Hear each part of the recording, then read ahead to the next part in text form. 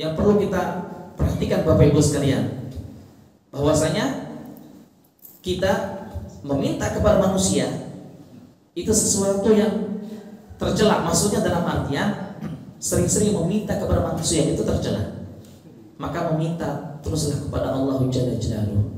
Kenapa? Karena Allah sendiri mengatakan lewat hadis Rasulullah SAW. Apa kata Rasulullah? Inna rabbakum hayyun karimun yastahi min 'abdihi ay yarfa'a ilayhi yadayhi fayaruddahuma sifran.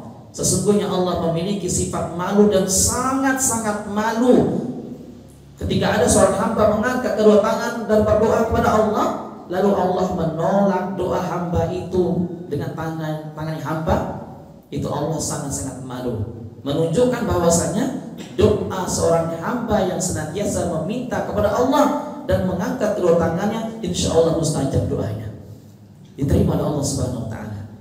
Ya, jadi mulai hari ini sedikit-sedikit langsung minta sama Allah.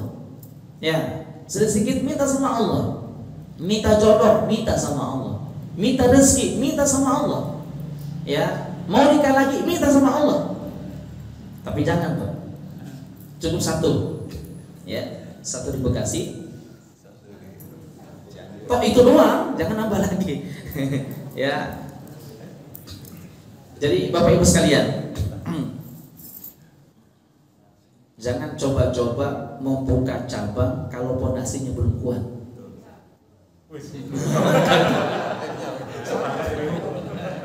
Kenapa saya bilang gitu, Pak?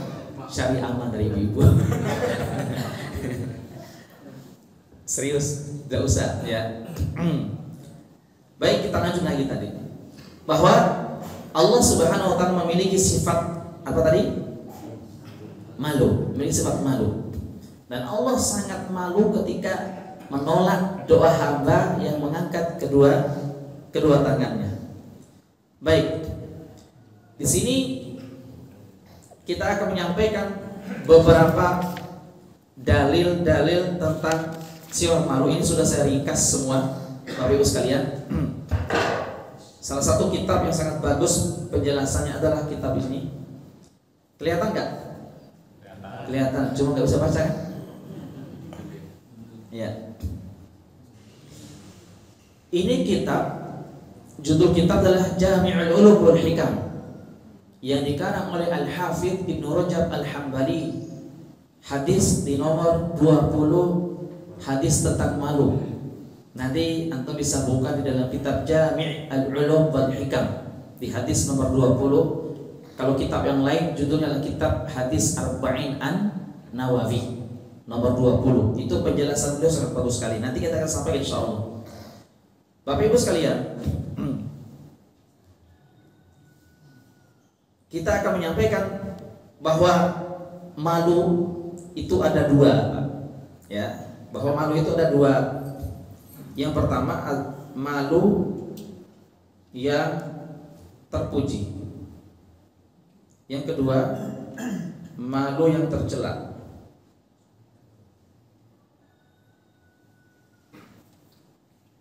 Di mana letak perbedaan di antara kedua malu ini? Ada malu yang terpuji dan ada malu yang tercela. Malu yang terpuji itu adalah ketika kita meletakkan sifat malu ini dalam kemaksiatan kepada Allah Jalla Jalaluhu. Contoh, ketika kita ingin bermaksiat kepada Allah, yang mana orang-orang di sekitar kita tidak melihat kita, hanya diri kita sendiri. Bisa saja kita melakukan maksiat itu karena tidak ada orang lain yang melihat kita, gitu kan? Tapi kita yakin bahwa kita dilihat dan diawasi oleh Allah Subhanahu Wa Taala. Lalu muncullah sifat malu kita. Saya malu bermaksiat kepada Allah. Allah melihat saya malu.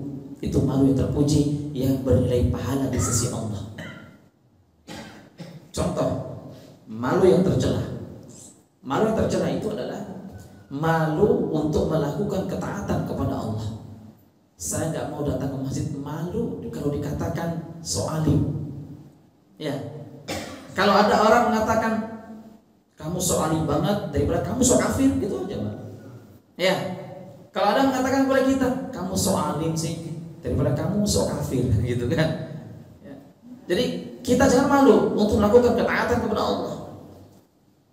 Kalau kita meninggalkan perbuatan amalan soleh disebabkan karena takut dikatakan ria, dan kita malu melakukan ketaatan itu di depan manusia, maka inilah orang yang ria sebenarnya. Sebagaimana disebutkan oleh Imam Fudail bin Iyad rahimahullah taala, tarkul amali li ajlin nas fahuwa riya'u. Orang yang meninggalkan ibadah karena takut dipuji, ya malu sama manusia, itulah orang yang ria yang sebenarnya. Contoh, ibu-ibu mau berangkat tuh, bapak-ibu mau berangkat ke Masjid Al-Muttaqin untuk ikut kajian. Di depan rumahnya ada orang-orang lagi nongkrong gitu. Akhirnya, wah malu saya kalau keluar, nggak enak, gitu kan? Takut dikatakan ria, takut dikatakan soalim dan sebagainya. Akhirnya dia tidak jadi datang ke masjid untuk ikut ta'lim. Nah, kata para ulama, inilah orang yang ria yang sebenarnya. Kenapa? Karena dia meninggalkan ibadah karena takut sama manusia. Itu tercela. Jadi yang dikatakan malu yang sebenarnya, Bapak Ibu sekalian, adalah ketika kita malu untuk bermaksiat kepada Allah, ketika kita malu untuk mengerjakan larangan Allah, kita malu untuk meninggalkan perintah Allah Subhanahu wa taala. Itulah malu yang terpuji, sementara malu yang tercela yang tadi kita sebutkan. Contoh lagi, sebagaimana perkataan Imam Mujahid rahimahullah taala, beliau berkata, la yata'allamul ilma min mustahin wa mustakbirin. Tidak akan mendapatkan ilmu seseorang yang memiliki sifat malu dan sombong. Malu belajar ilmu, malu bertanya, malu segala-galanya seperti itu tidak akan mendapatkan ilmu. Ya. Bahkan orang-orang Ansor, perempuan-perempuan Ansor dulu, Bapak sekalian, Masya Allah, ketika tinggal di Madinah, mereka tidak segan-segan untuk datang kepada Nabi SAW, bertemu dengan Nabi, menemui Nabi, untuk banyak bertanya tentang agama ini. Ya, Masya Allah. Kenapa? Karena sifat malu mereka tidak menghalangi mereka untuk belajar agama. Karena mereka tahu bahwa malu dalam belajar itu bukan pada tempatnya. Paham sampai sini ya? Malu dalam belajar agama bukan pada tempatnya. Tapi yang dikatakan malu yang benar itu adalah malu ketika bermaksiat kepada Allah Subhanahu wa taala. Baik. Kemudian Bapak Ibu sekalian, ada beberapa fadail. Ada satu hadis ya. Satu hadis dari Nabi sallallahu alaihi wasallam. Di sini kita sampaikan hadisnya. Nabi sallallahu alaihi wasallam bersabda dalam hadis yang sahih, diriwayatkan oleh Al-Imam Al-Bukhari, Imam Muslim dan yang lainnya dengan sanad yang sahih. Saya besarin dulu.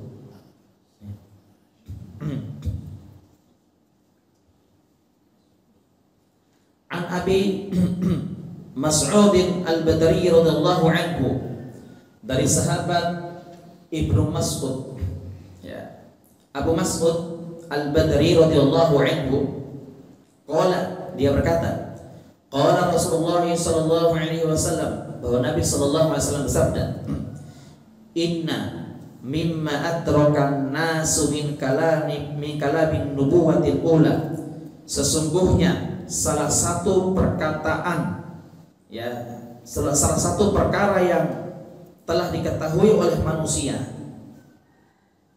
perkara yang telah diketahui oleh manusia, min kalamin nubuwatil ula, dari perkataan para nabi terdahulu, dari Nabi Nuh alaihi salatu wassalam sampai Nabi kita Nabi Muhammad SAW, itu rata-rata memiliki satu ungkapan, satu perkataan. Mereka selalu menyampaikan satu perkataan ini di depan umatnya. Dan Nabi Nuh alaihissalam sampai Nabi Muhammad SAW memiliki satu ungkapan. Apa ungkapan para nabi, Bapak sekalian? Nah, dan ini juga ungkapan yang bisa kita sampaikan kepada anak-anak cucu kita. Ungkapan para nabi, idza lam tastahi fasna' ma syi'ta. Kalau kamu tidak malu, silahkan kamu berbuat sesukamu. Ungkapan para nabi. Jika kamu tidak punya malu, silahkan kamu berbuat sesukamu, sesuka hatimu. Silahkan kamu melakukan ini kalau kamu tidak punya malu. Ini ungkapan seluruh para nabi. Masya Allah. Nah, di dalam menafsirkan hadis ini, para ulama berbeda pendapat, Bapak Ibu sekalian. Ada dua pendapat di antara para ulama. Yang pertama, kata Ibnu Hajar, Ibnu Rajab Al-Hambali rahimahullahu taala,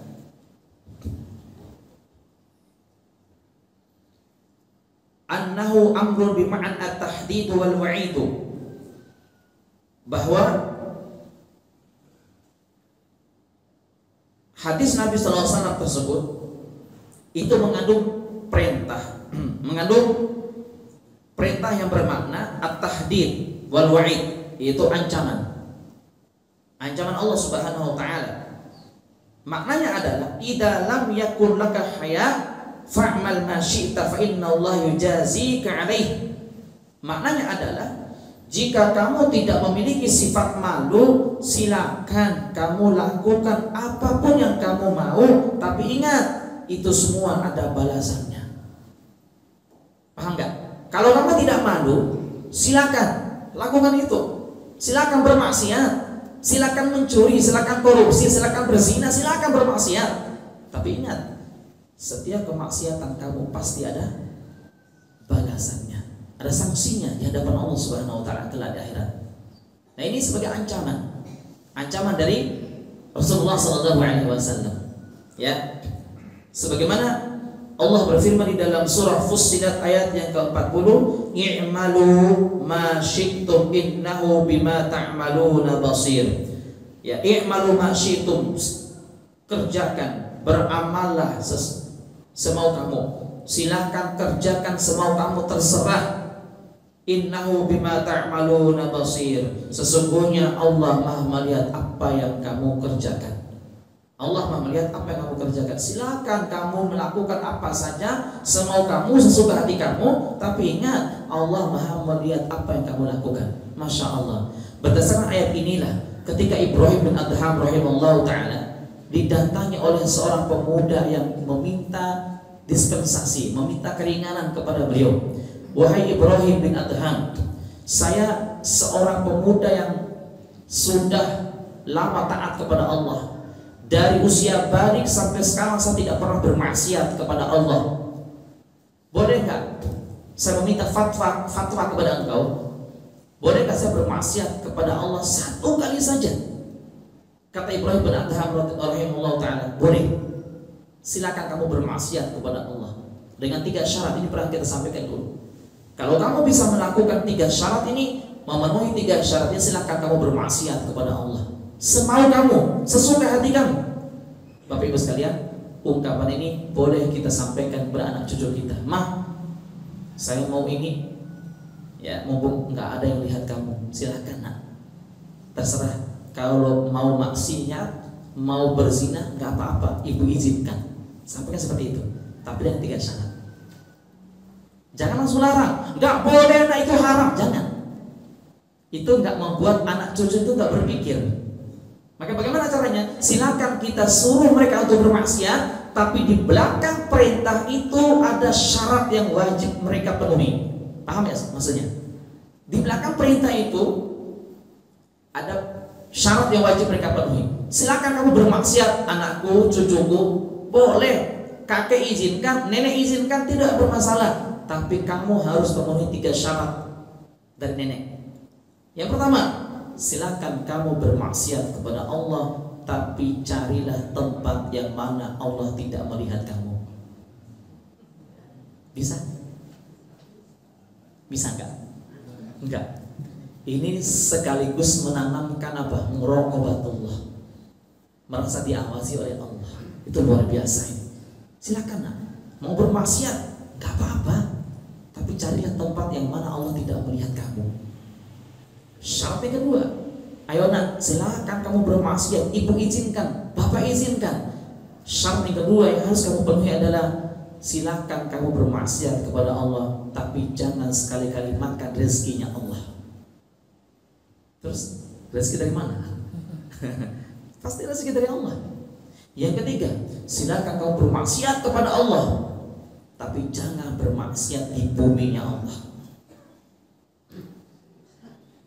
Dari 3 syarat ini, Bapak Ibu sekalian, bisa nggak dilaksanakan? Mungkin salah satunya bisa, tidak akan pernah bisa. Kenapa? Karena syarat ini luar biasa, berkaitan dengan tauhid dan akidah keyakinan kita, Bapak Ibu sekalian. Ya, Masya Allah. Jadi ayat ini, Bapak Ibu sekalian, perintah sebagaimana di dalam surah At-Taubah. Di dalam surah At-Taubah juga kata Allah, i'malu ma syi'tum. Ketika pasukan perang Badar, ya Bu, Bapak sekalian, pasukan perang Badar yang semua kaum muslimin yang ikut berperang Badar saat itu, perang Badar, jumlahnya adalah lebih kurang berapa? 314 orang, lebih kurang. Jumlah pasukan umat kaum musyrikun itu jumlahnya 1.300. Umat Islam cuma 314 orang. Satu berbanding berapa itu? Hah? Satu berbanding 3 ya? 4 ya? Ya, 1 berbanding 4. Tapi perang Badar dimenangkan oleh umat Islam, para sahabat saat itu. Setelah mereka menang, mendapatkan harta ghanimah lain sebagainya, turunlah satu ayat yang berfirman, Allah berfirman, i'malu ma syi'tum. Silahkan kalian semua yang ikut perang Badar tadi, semuanya melakukan apapun yang kalian sukai. Terserah, mau bermaksiat gak apa-apa, mau melakukan ibadah gak bermasalah. Masya Allah. Seandainya kita, Pak Ibu sekalian, ya, dosa-dosa kita sudah diampuni oleh Allah, karena orang-orang yang ikut perang Badar itu semuanya dijamin masuk surga. Semua dijamin masuk surga, Pak Ibu sekalian. Maka ketika Allah Subhanahu wa taala sudah mengampuni semua dosa-dosa mereka dan mereka sudah dijamin masuk surga, Allah menurunkan firman-Nya, "I'malu ma syi'tum." Silakan kalian melakukan perbuatan sesuka hati kalian. Ini mengandung perintah. Bisa bermaksiat, bisa melakukan ketaatan. Tapi bagaimana sikap para sahabat ketika turun ayat itu? Itulah luar biasa imannya para sahabat. Justru mereka apa? Semakin meningkatkan ketakwaan mereka kepada Allah, semakin meningkatkan amalan mereka kepada Allah Subhanahu wa taala. Amalan soleh mereka berbeda kalau kita ketika kita sudah diampunkan dosa-dosa kita, lalu turun firman Allah, silahkan kalian melakukan sesuka hati kalian. Bagaimana sikap kita? Sikap kita bagaimana kira-kira? Wah, enak ini. Ketemu aww sikat. Ketemu aww di jalan langsung sikat. Kenapa? Allah memerintahkan, kan gitu. Tapi para sahabat tidak. Para sahabat justru semakin takut kepada Allah Subhanahu wa taala. Pantas Allah memberikan satu pujian untuk mereka. Radhiyallahu anhum wa radu an. Allah meridhai mereka dan mereka pun meridhai Allah Subhanahu wa taala. Luar biasa. Kemudian Bapak sekalian, makna yang kedua adalah bahwa ini sebagai khobar, ya, sebagai perintah tapi bermakna kabar. Ya, saya ulang lagi. Kalau yang pertama tadi perintah tapi bermakna apa? Ancaman. Paham ya? Perintah tapi bermakna ancaman. Yang kedua, kata para ulama, ini perintah tapi bermakna kabar, khobar. Bermakna kabar, penjelasan. Contoh ya. Jadi penjelasan kata beliau ini gini. Barang siapa yang tidak memiliki rasa malu, maka ia berbuat apa saja yang dia inginkan. Karena sesuatu yang menghalangi seseorang untuk berbuat buruk adalah rasa malu. Jadi jika dia tidak ada malunya, silakan dia melakukan apapun yang dia inginkan. Kenapa? Karena sejatinya yang menghalangi dia untuk bermaksiat itu adalah siapa? Sifat malunya itu loh. Itu sebagai kabar. Sebagaimana Nabi SAW bersabda dalam hadis yang sahih. Apa kata Rasulullah? Man kadzdzaba alayya muta'ammidan. Man kadzdzaba alayya muta'ammidan falyatabawwa maq'adahu minan nar. Barang siapa yang sengaja berdusta atas namaku, dia mengatakan ini sabda dariku padahal bukan. Hati-hati Bapak Ibu sekalian. Ketika masuk bulan Rajab, ini hati-hati. Ini kan udah pertengahan Rajab ya. Ketika masuk bulan Rajab, itu tersebar hadis-hadis yang menjelaskan tentang keutamaan apa? Puasa, betul nggak? Pernah dapat nggak broadcast apa? Siapa yang puasa 1 hari akan mendapatkan ini? Pernah dapat tentang Rajab? Nah, perlu saya sampaikan, Bapak Ibu sekalian. Hadis tentang keutamaan puasa di bulan Rajab semua hadis yang palsu. Yang lemah, yang dhaif, yang lemah cuma 3. Yang lemah cuma 3. Selain itu semuanya palsu, dibuat-buat sama orang. Jika Bapak Ibu mendapatkan keutamaan siapa yang puasa 1 hari di bulan Rajab akan mendapatkan ini, makanya jangan direspon. Kenapa? Itu palsu, pasti palsu.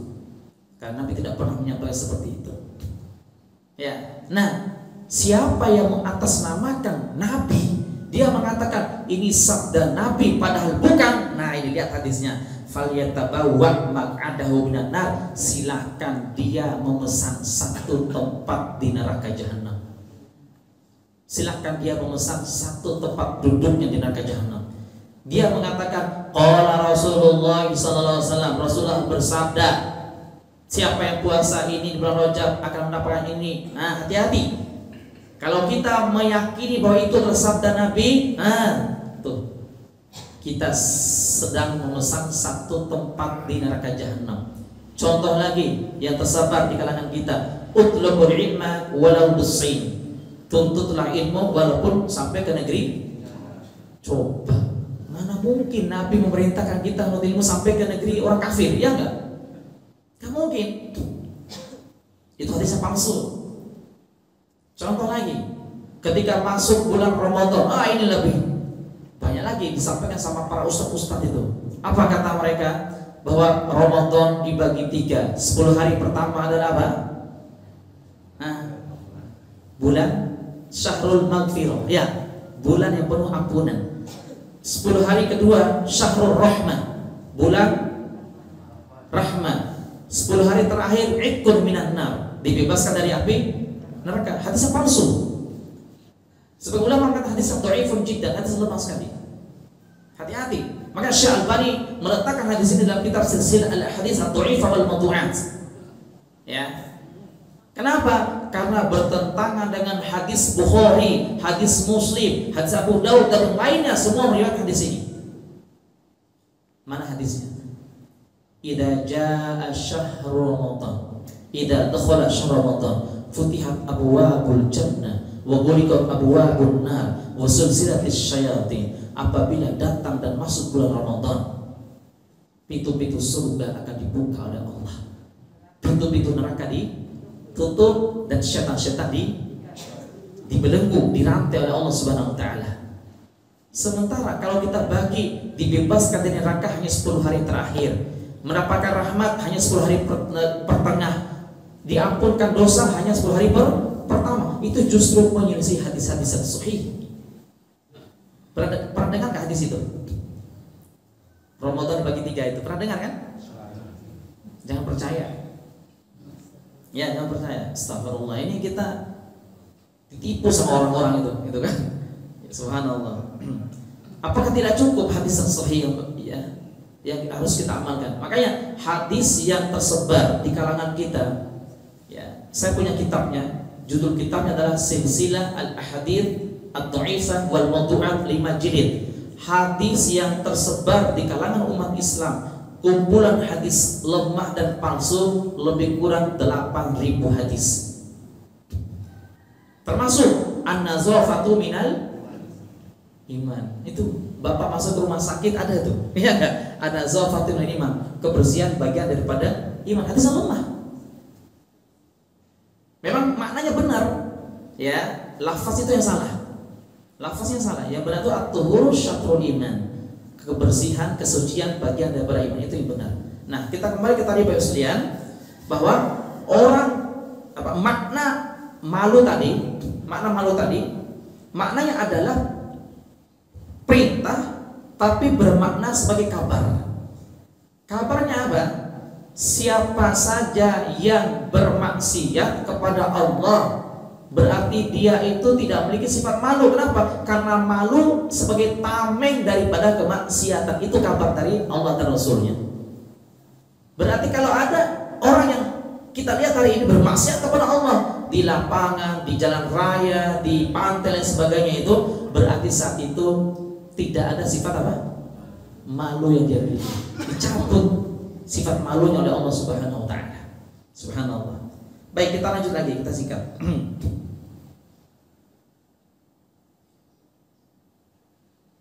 Nah, jadi ini ada beberapa poin yang disampaikan dalam kitab ini Pak Yuslian. Apa sih yang menyebabkan orang itu hilang sifat malunya?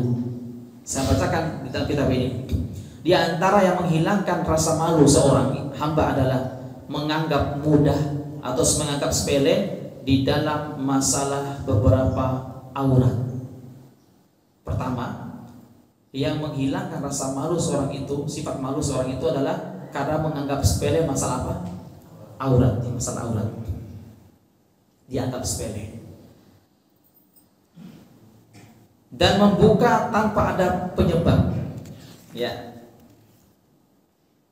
Sebagaimana orang hari ini Bapak sekalian, mereka menganggap sepele tentang aurat. Contoh, saya menyampaikan dulu auratnya laki-laki. Kalau kita menganggap sepele bahwa itu adalah aurat, menganggap sepele tentang aurat, maka itulah yang akan menghilangkan sifat malu kita. Sehingga kalau malu kita sudah hilang, maka kita akan terus-menerus bermaksiat kepada Allah Subhanahu wa taala dan tidak kita sadari bahwa itu adalah kemaksiatan. Contoh, kita keluar rumah, laki-laki dulu pakai celananya itu celana pendek di atas lutut. Ketahuilah, Nabi SAW bersabda, al-fakhdu awratuh. Lututnya seorang laki-laki itu adalah aurat. Pahanya laki-laki itu adalah aurat, batasnya adalah lutut. Makanya auratnya seorang laki-laki disepakati oleh para ulama sebagaimana sabda Nabi SAW, yaitu mulai dari pusar sampai lutut. Mulai dari pusar sampai lutut. Jadi kalau pakai celana harus dan wajib melewati lutut. Kalau sampai lututnya kelihatan, berarti auratnya kelihatan, maka dia berdosa. Sebagaimana halnya seorang wanita tidak memakai jilbab. Paham sampai sini Pak? Jangan sepelekan itu masalah aurat. Itu yang menghilangkan sifat malu kita. Lalu bagaimana dengan perempuan Ustaz? Perempuan seluruh tubuhnya adalah aurat kecuali wajahnya dan telapak tangannya. Paham ya? Seluruh tubuhnya adalah aurat kecuali wajah dan telapak tangannya. Makanya auratnya wanita di luar sholat dan di dalam sholat sama, tidak ada bedanya. Paham? Auratnya wanita di luar sholat atau di dalam sholat sama. Apa yang dia tampakkan di luar ketika di luar sholat, seperti itu juga yang ditampakkan ketika sedang sholat. Dan apa yang ditutupkan di luar, dan seperti itu juga yang wajib ditutup ketika sedang sholat. Itulah wanita. Berbeda dengan kita laki-laki. Laki-laki, ya, auratnya adalah dari apa tadi? Pusar sampai lutut. Makanya jika ada bapak-bapak sholat pakai sarung, sarungnya dinaikin melewati pusar, nggak pakai baju, sholatnya sah. Benar, sholatnya sah, cuma nggak sopan. Ketemu sama RT sopan banget, masa ketemu sama Allah nggak sopan gitu kan? Ya, ini biasa saya sering menemukan di kampung, Pak. Iya kan, di sawah kan, bapak-bapak yang habis ini sholatnya nggak pakai baju, enak banget. Sah itu sholatnya, nggak bermasalah. Jangan dimarahin, Pak, sholatnya nggak diterima sama Allah, sah sholatnya. Cuma dia nggak beradab saja sama Allah, karena nggak pakai baju, apalagi diketeknya keringat kan. Wah, gimana itu, Masya Allah. Makanya contoh, Pak, ini penting ya. Ini misal, ini manusia nih sedang berbaring ketika dimandikan ini jenazah laki-laki. Ini kan tangannya nih. Nah, jenazah laki-laki ketika dibaringkan di atas tempat pemandian, yang perlu Bapak Ibu perhatikan, Bapak-bapak dulu, ketika memandikan jenazah, ini kan dada ini pusar, ini lutut. Yang wajib ditutupi dengan kain itu adalah mulai dari tutup pusarnya sampai tertutup lututnya. Nih, seperti itu. Ketika dimandikan jenazah si laki-laki tadi, haram hukumnya dibuka langsung, kainnya itu harus ditutup, tetap dalam keadaan tertutup. Baik itu dalam keadaan sedang mandi maupun selesai mandi, haram hukumnya dibuka. Tidak boleh dibuka. Itulah kesalahan kita, langsung dibuka gini, kelihatan auratnya, haram hukumnya, berdosa-dosa besar itu. Tidak boleh. Adapun perempuan, mulai dari dadanya sampai lututnya, dan tidak boleh diturunkan sampai kelihatan buah dadanya, haram hukumnya, tidak boleh.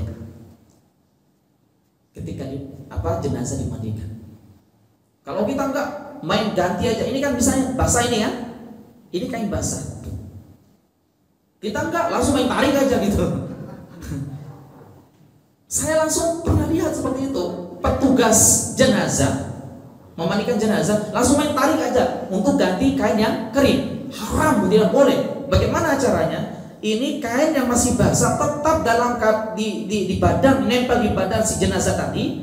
Kemudian langsung digelarin kain yang kering di atasnya, lalu ditarik kain yang basah seperti itu. Paham caranya kan? Nyambung kan? Itulah cara yang dibenarkan dalam syariat. Jangan main tarik aja. Ustadz, itu kan jenazah. Walaupun itu jenazah, tetap haram hukumnya. Kita lihat auratnya. Baru tahu ya? Jadi itu Pak ya, Bu sekalian. Ini yang menghilangkan sifat malu kita itu adalah tadi, terlalu meremehkan masalah apa? Aurat. Kemudian kata beliau, saya bacakan lagi, yang lebih jelek dan lebih keji lagi adalah mandinya seorang perempuan di laut dan berdiam diri di pinggir-pinggir pantai dengan tadi pakaian yang sangat-sangat ketat. Ada seorang kiai yang mengatakan yang penting pakaiannya sopan. Yang penting pakaiannya sopan. Sopan menurut orang Islam dengan sopan menurut bule itu beda. Kalau sopan menurut orang-orang bule, itu nggak pakai celana pun sopan menurut mereka, iya nggak? Kalau menurut kita orang Islam beriman, ya itu bukan sopan. Yang dikatakan sopan itu adalah ketika wanita sudah menutup auratnya dengan pakaian yang longgar dan tidak ketat. Ya, bahkan kata para ulama, Bapak Ibu sekalian, ketika seorang wanita memakai jilbab, perhatikan baik-baik Ibu dan Bapak-bapak sekalian, kita kasih tahu istri kita, ketika seorang wanita memakai jilbab, lalu ikatan rambutnya itu seperti punuk unta. Tahu kan punuk unta kayak gini kan? Seperti punuk unta. Inilah dikatakan Nabi SAW berpakaian tapi telanjang, walaupun pakai jilbab. Mereka berpakaian tapi telanjang, walaupun dia pakai jilbab. Walaupun dia pakai jilbab besar, tapi selama itu rambutnya kelihatan kayak gini, ikatannya itu sama dengan telanjang juga. Maka harus apa? Dilepas. Biarkan dia ke bawah. Itu tidak diperbolehkan dari Islam. Makanya semua pakaian, semua dalam hal apapun itu sudah diatur dalam Islam. Termasuk kita masuk kamar mandi pun diatur oleh Islam. Kita mendatangi istri kita diatur oleh Islam. Kita berhubungan badan diatur oleh Islam. Semuanya diatur. Masya Allah, itulah indahnya Islam itu, Bapak sekalian. Ya. Kemudian yang berikutnya kata beliau, di antara sesuatu yang menghilangkan rasa malu adalah penggampangan kaum wanita dalam bepergian untuk menemui dokter laki-laki. Padahal terdapat dokter wanita yang kompeten dan spesialis di bidangnya. Paham nggak maksudnya? Contoh Bapak sekalian, ibu-ibu periksa kandungan, datang ke dokter kandungan laki-laki, padahal masih banyak dokter kandungan perempuan. Ini hati-hati, itu menghilangkan sifat malu itu. Menghilangkan sifat malu. Ya, tapi yang membuat saya heran, kenapa dokter kandungan lebih banyak yang laki-laki, betul nggak? Nah, kalau bapak ibu punya anak perempuan, suruh kuliah ke dokter kandungan semua, supaya membantu para akhwat itu. Kalau datang ke dokter nggak main mana-mana perutnya, nggak gitu kan? Subhanallah. Ada seorang dokter kandungan, seumur-umur saya baru melihat seorang dokter kandungan yang luar biasa menundukkan pandangannya di Bogor. Dia punya rumah sakit Nur Aida namanya. Di Bogor itu namanya Dokter Lukman. Masya Allah, ketika saya bawa istri saya ke sana periksa kandungan istri, dokter itu punya asisten. Asistennya adalah adik perempuan beliau. Nah, ketika istri sudah berbaring di atas tempat tidur itu, beliau tidak melihat ke arah pasiennya. Beliau hanya melihat ke arah kamera. Kamera apa namanya? Layar. Kemudian tangan adiknya mengambil tangan dokter tadi untuk meletakkan di mana posisi buat USG. Ngerti nggak? Dia nggak gini nggak. Dia hanya lihat itu. Ya, di gini kan. Selesai sudah langsung ditutup. Masya Allah. Beliau nggak pernah melihat perut si wanita bukan mahram tadi. Luar biasa. Semoga Allah memberkahi beliau tuh. Jenggotnya segini jenggotnya. Dokter kandungan itu, Masya Allah, luar biasa. Nah, ini hati-hati Bapak sekalian. Jadi jangan kita menggampang-gampangkan datang ke dokter laki-laki, ibu-ibu, jika masih banyak dokter perempuan yang kompeten di bidang itu. Kecuali darurat. Daruratnya apa? Benar-benar tidak ada dokter perempuan, maka barulah boleh datang ke dokter laki-laki, dan insya Allah tidak dianggap dosa, insya Allah. Walaupun melihat aurat berupa perut tadi. Wallahu a'lam bishawab. Ya. Ini saja, mungkin ada pertanyaan, silakan. Karena sudah bunyi kan, kita sholat dulu. Ada yang mau ditanyakan, ibu-ibu, bapak-bapak?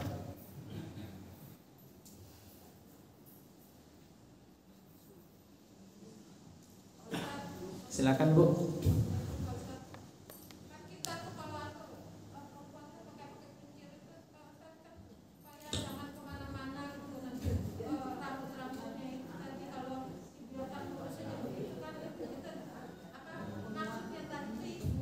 Oh iya. Iya.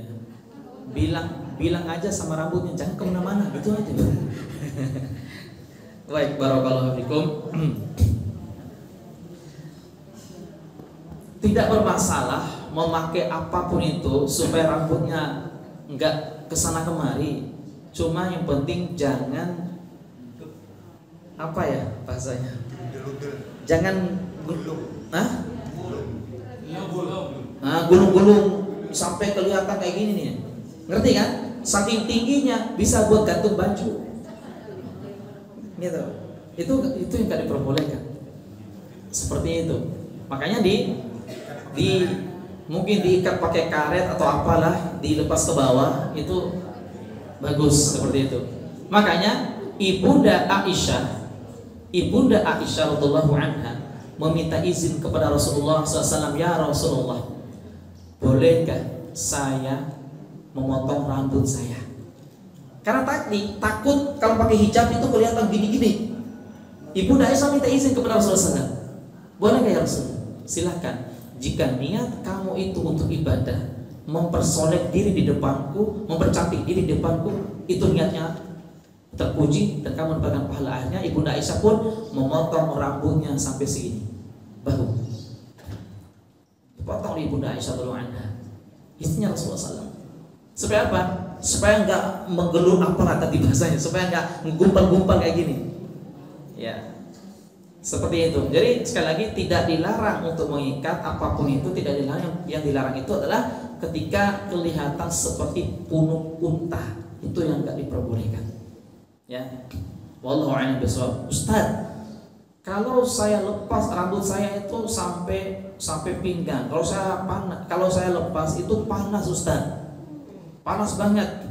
Ibu, Allah Subhanahu wa taala berfirman kepada kita, "An-naru asyaddu harron." Neraka jahanam jauh lebih panas daripada itu. Itu alasannya. Neraka jahanam jauh lebih panas. Seperti itu.